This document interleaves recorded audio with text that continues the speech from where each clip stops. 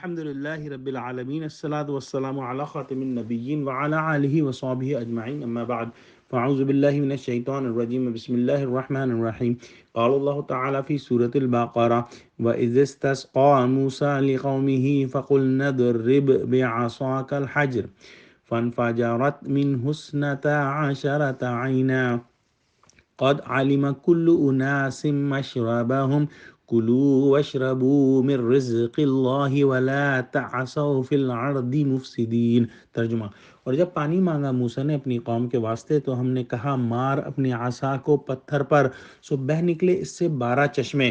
پہچان لیا ہر قوم نے اپنا گھاٹ، کھاؤ اور پیو اللہ کی روزی اور نہ پھرو ملک میں فساد مچاتے۔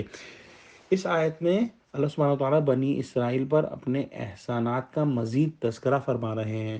پچھلی آیتوں میں ہم نے دیکھا اللہ سبحانہ وتعالیٰ نے کس طرح سے بنی اسرائیل کو فرعون کے عذاب سے نکالا، کس طرح سے اللہ سبحانہ وتعالیٰ نے کے لیے کھانے کے لیے من و سلوہ کا انتظام کیا، اور کس طرح سے دھوپ کی شدت سے بچنے کے لیے وہ بادل کا سائبان اللہ سبحانہ وتعالیٰ نے فراہم کیا۔ اس آیت میں اللہ سبحانہ وتعالیٰ تذکرہ فرما رہے ہیں کہ اس طرح سے ہم نے ان کو پانی وہ دیا۔ تو ہم دیکھ چکے ہیں کہ حضرت یعقوب علیہ السلام کے 12 بیٹے تھے، اور ان کی اولادوں سے 12 قبیلے وجود میں آئے، اور ان تمام قبیلوں کو مجموعی طور پہ وہ بنی اسرائیل کہا جاتا ہے۔ ہم نے دیکھا تھا کہ اسرائیل حضرت یعقوب علیہ السلام کا لقب تھا۔ تو جب ان کو پانی کی حاجت ہوئی تو اللہ سبحانہ وتعالیٰ نے حکم فرمایا کہ حضرت موسیٰ علیہ السلام اپنا عصا پتھر پر ماریں، اور وہاں پہ مختلف سائزز کے 12 چشمے وہ پھوٹ نکلے۔